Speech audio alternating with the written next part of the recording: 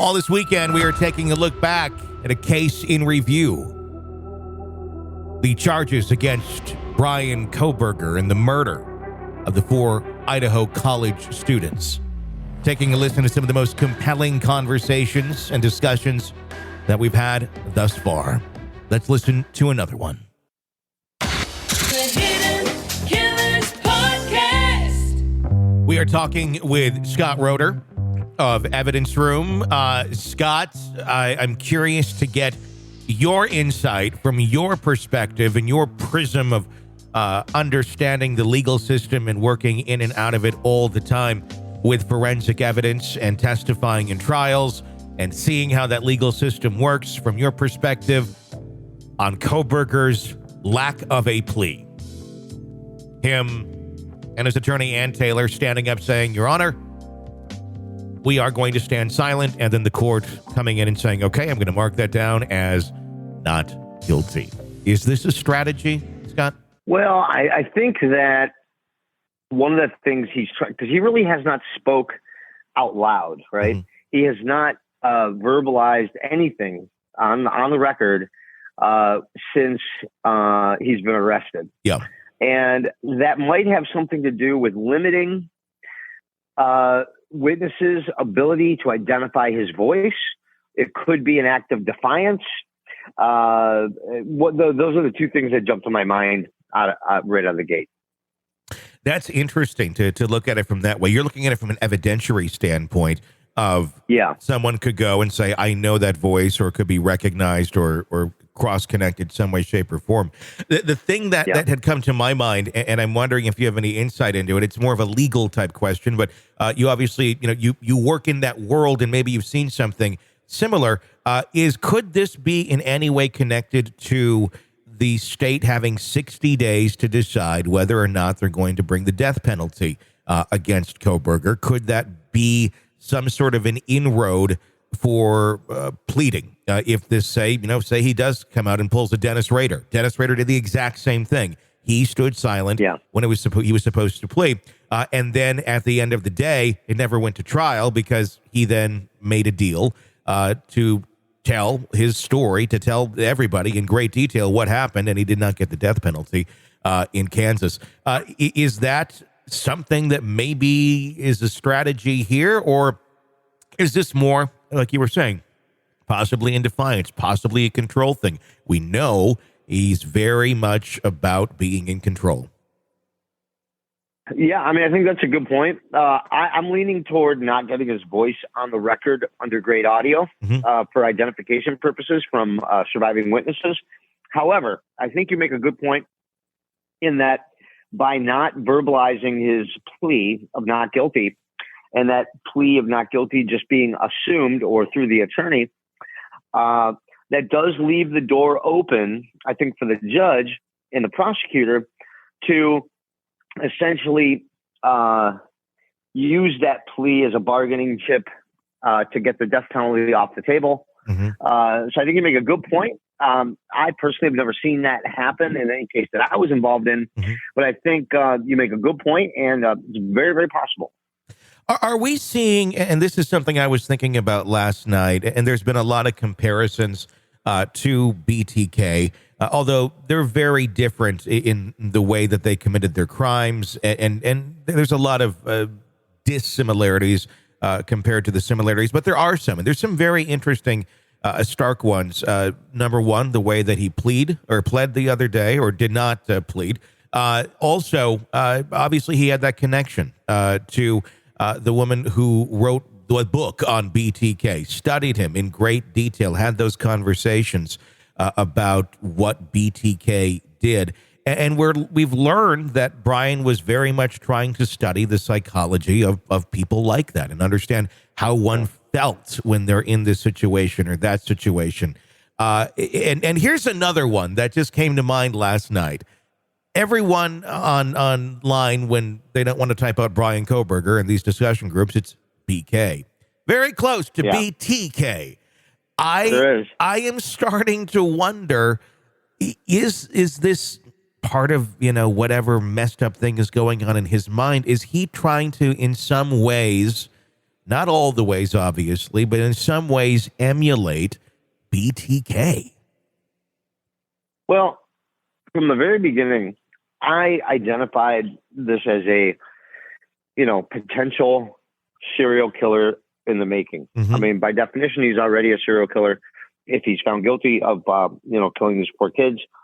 However, the profile of serial killers that, particularly, I mean, the one main thing that they have in common, excuse me, the one main thing they have in common is extreme narcissism. Mm-hmm. And notoriety. He's obviously getting that notoriety. He obviously is a narcissistic personality. And I was talking with a psychiatrist and a therapist the other night on a different show, and they all believe that he has dissociated personality disorder from analyzing, his life and his alleged high school heroin abuse as a pain coping mechanism to help disassociate him from reality. I think it's not that far off the beaten path that people like this look to emulate people they admire. Mm-hmm.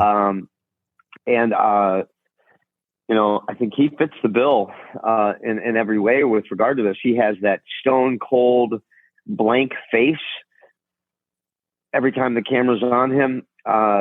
He doesn't seem to have a whole lot of emotion, even when he was being pulled over by the police on the body camera on his way to Pennsylvania, fleeing the investigation with his dad. He seemed really strained, talking in a normal way, under that investigation. This is a guy who is very much trying to, his whole life, trying to pretend to be normal, a wolf in sheep's clothing. These wolves, they want to be the biggest, baddest wolf. And I think, his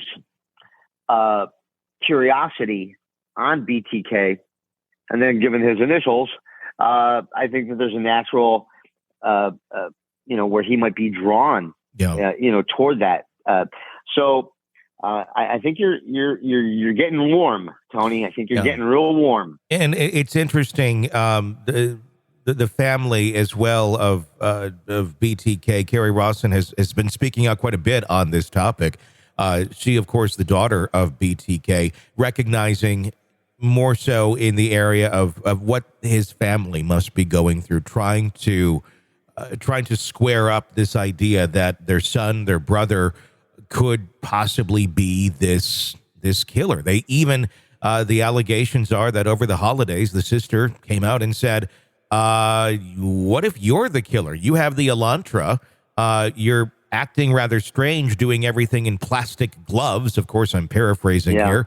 And they even allegedly went to go and try and look in the back of this car to see if there was any sort of evidence, but he'd already cleaned it with bleach. Obviously, investigators can find a lot more. Bleach is not going to get rid of DNA or anything in those fibers of that car.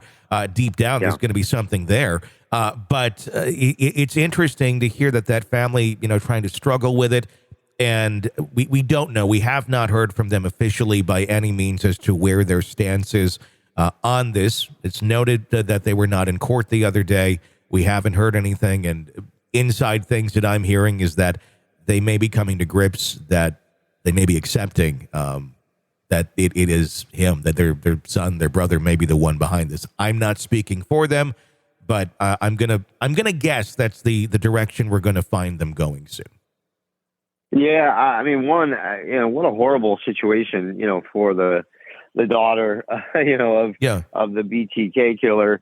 I just imagine that, you live your life and then you find out your parents, your dad or your son or your brother is this horrific killer. But of course, all horrific killers have families. Mm-hmm.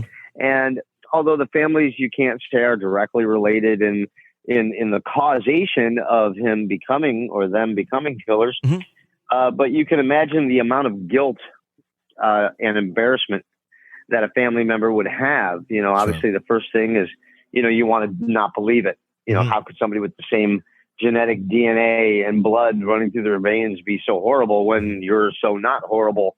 Or maybe you start feeling guilt that, you know, maybe there's something wrong with your family, you know? And that's what we were talking about with the psychiatrist the other day, where, you know, this Freudian model of psychology where you're like, well, something happened in the childhood that caused this person to be a murderer. And then the psychiatrist told me, and she is an 84-year-old Holocaust survivor.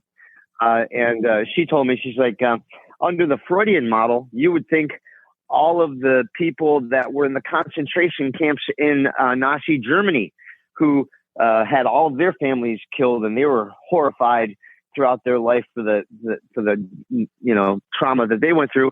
They didn't become killers. So I would have the family remember that model when you know, trying to relieve themselves from guilt. Sometimes evil just happens. It does, and I think that family is probably sitting there going through their minds, going, "What did we do wrong?" And it's not like not necessarily they did anything wrong. Sometimes people just, this is how they come out. You can have multiple children, same parents, same sort of upbringing. And you have one go one way very far, another goes the other way. Like you said, evil knows no bounds on some things like this. One thing I wanted to ask you about, the other traffic stop video, this is the one where he went through the red light and he was pulled over. There's quite a bit of conversation in that video, far more than the other two. I was talking with Jennifer Coffindaffer just the other day about that, and that one stands out to her quite a bit as well because of the way he interacts. Very much an aura of control, the way he talks to the officer. Well, actually, this is what happened. Not really accepting the authority, very much, no, I'm right, you're wrong, but in a very, I guess, passive-aggressive way, I guess is how I would say it, narcissistic sort of way as well. I think that really, it reminds me, it kind of gives me chills when I listen to the matter-of-fact way he talks about what he's being accused of in that. It does remind me a lot of Rader when he was in the courtroom, very matter-of-factly talking about the gruesome, horrible ways he killed those young women. Yeah, you know, it reminded me of, you know, there's this funny video on TikTok of this guy who impersonates a stereotypical Redditor. Okay.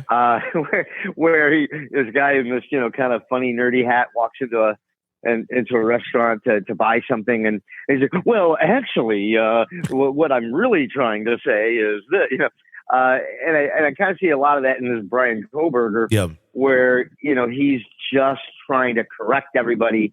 He needs to be the smartest man in the room. And I think that's what he aspired to be. And you can see that come through when he interacts with people, trying to correct the record, trying to control and direct the conversation. And I think that's a very stereotypical thing that, you know, narcissists do, is they try to control the conversation. You see that quite a bit when you hear politicians answer questions. And we all know politicians are very much narcissists as well. Otherwise, they wouldn't aspire to be politicians. You know, where you ask them a question and they'll say, yeah, good question, but I'm not going to answer that. I'm going to take it into this direction. And I think that you see that stuff with Bryan as well. You're listening to the Hidden Killers Podcast. Hidden Killers Podcast with Tony Brueski. Scott Rader of Evidence Room, thank you so much for your insight on that. You want to weigh in yourself on any of the cases that we're talking about, 8885-KILLER is our phone number, 888-554-5537. If you want to weigh in, you can do it 24 hours a day, 7 days a week. My name is Tony Brueski. Stay with us.